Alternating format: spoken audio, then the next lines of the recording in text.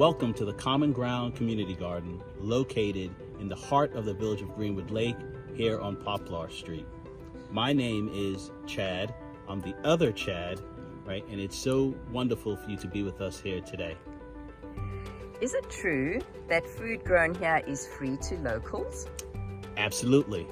Let me explain to you how it works. We're an all-volunteer enterprise, so we love and depend on our volunteers like you.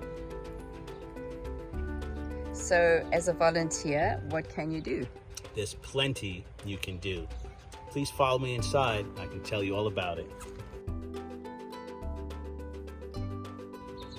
Welcome to the Common Ground Community Garden here in Greenwood Lake.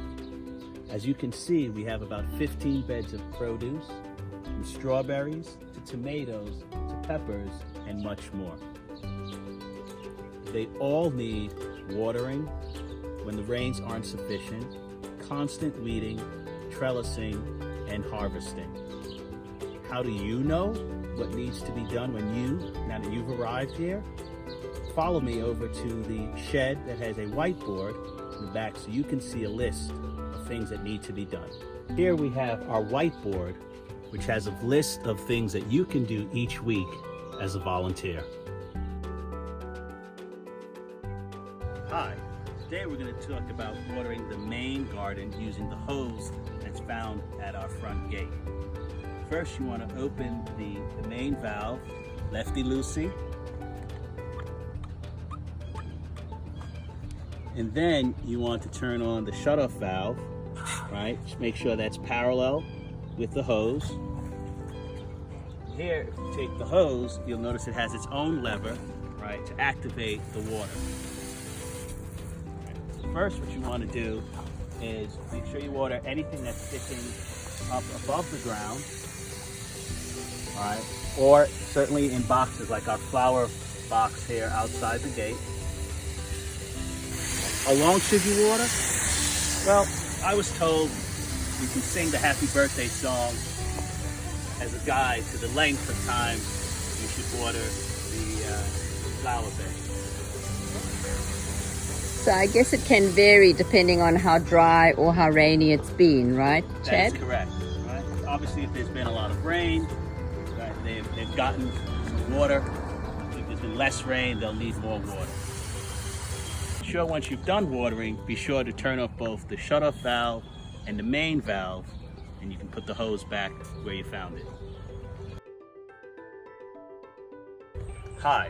Today we're going to talk about watering here at the Common Ground Community Garden. This is our rain barrel, which is donated by Christopher Harrison from Regen.